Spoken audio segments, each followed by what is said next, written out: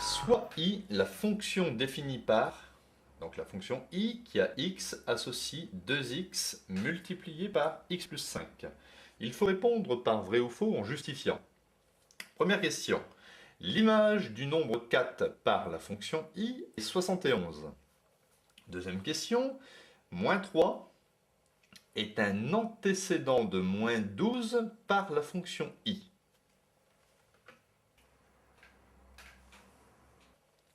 Alors, première question, l'image de 4 par I. On va l'écrire, c'est I de 4. Hein, l'image du nombre 4 par la fonction I.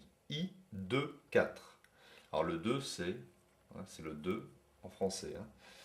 Donc, I de 4, je vais remplacer ici x par 4. Parce que ici, la fonction, je peux l'écrire différemment. Hein.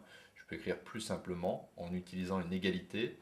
I de x, image de x, est égal à 2x multiplié par x plus 5.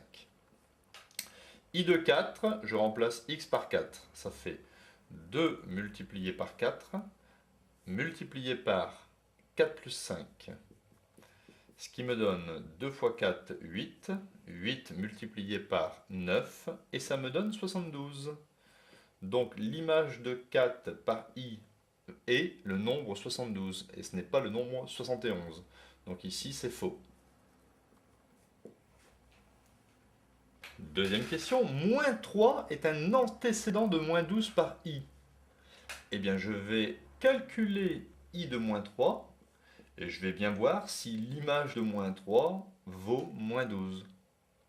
I de moins 3, je remplace x par moins 3, donc ça fait 2 fois, attention ici il y a x, donc x est négatif, je mets des parenthèses, 2 fois moins 3, multiplié par, ici, vous voyez les parenthèses, je vais les transformer en crochets. Donc x c'est moins 3, que je mets entre parenthèses, plus 5.